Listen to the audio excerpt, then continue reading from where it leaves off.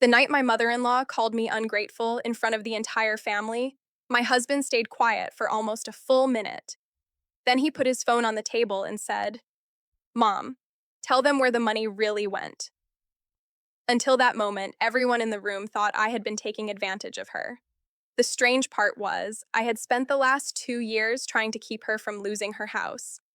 My husband, Daniel, and I had been married for 4 years. His mother, Linda, had never been warm with me, but she was polite enough in the beginning.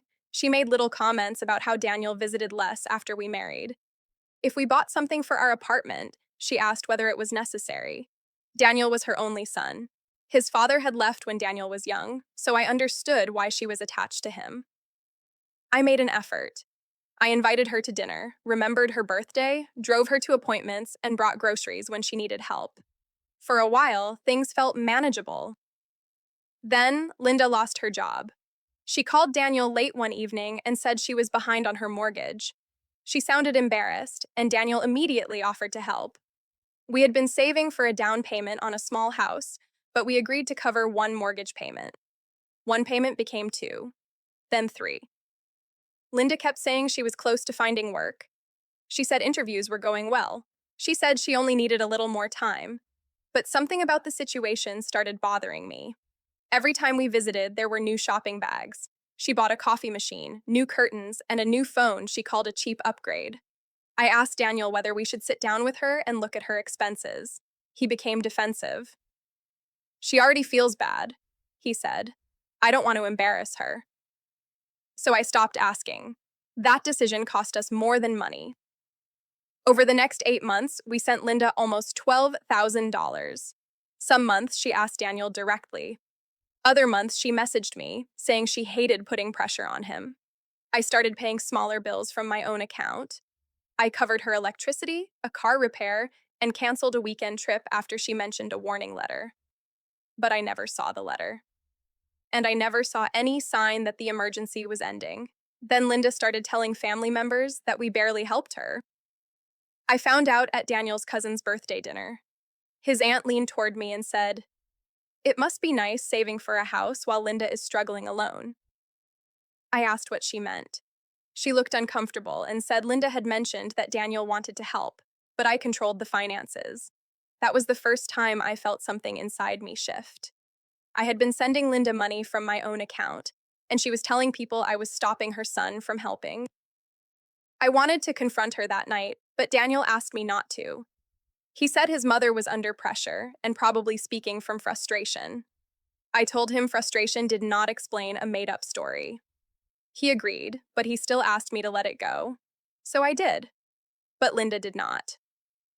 A few weeks later, she asked us for another $2,000. She said the lender had given her 10 days before starting legal action. This time, I asked for the mortgage statement. Her tone changed immediately. She said I was treating her like a criminal. She said family should not need paperwork. She said Daniel had never questioned her before I came along. Daniel looked exhausted. I told her we were still willing to help, but we needed to understand the full situation. She ended the call. For 3 days, she ignored Daniel. Then she called his aunt, his cousin, and his grandmother. By the end of the week, half the family had heard that I was refusing to help a struggling mother because I wanted a bigger house. What none of them knew was that our house savings were almost gone. And what I still did not know was why Linda was so afraid of showing us one statement. The answer came from a small mistake. Linda had asked Daniel to reset the password on her email months earlier. His laptop still had her account connected. One Saturday morning, a payment receipt appeared on his screen while we were having breakfast. It was not for the mortgage. It was for a cruise. The booking had been made 6 months earlier. During the same week, Linda told us she might lose her house. Daniel stared at the screen for a long time. Then he opened the email. There were hotel bookings, clothing orders, travel payments, and messages between Linda and her sister discussing the trip. In one message, Linda wrote that Daniel would cover the house expenses until she got back on track. In another, she said I was getting suspicious, but Daniel would handle me. I could not speak. Daniel kept scrolling. The mortgage money had funded a vacation with 2 friends.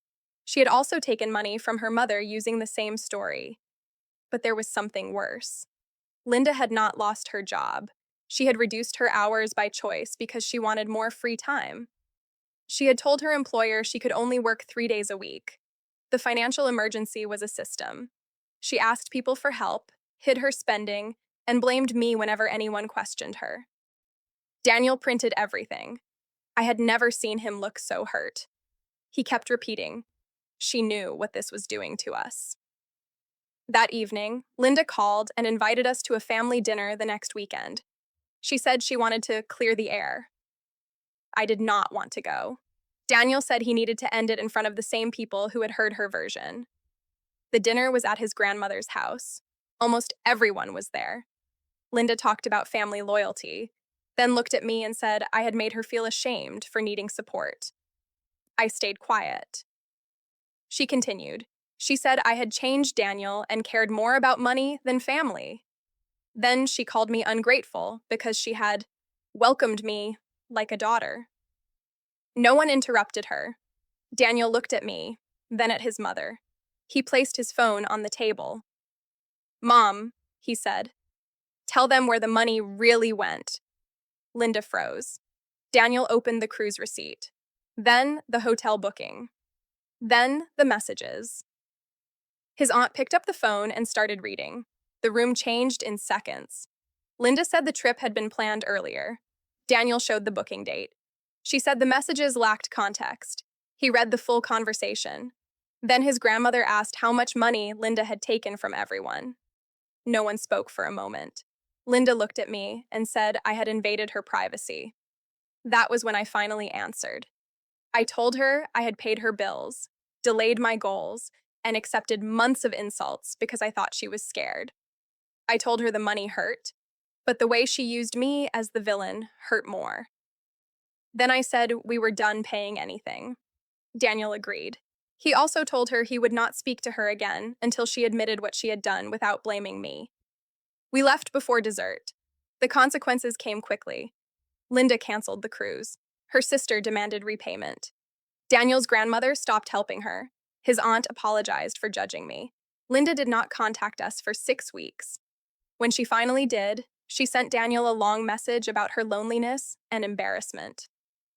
There was one sentence about me. She said she should not have blamed me for choices she made.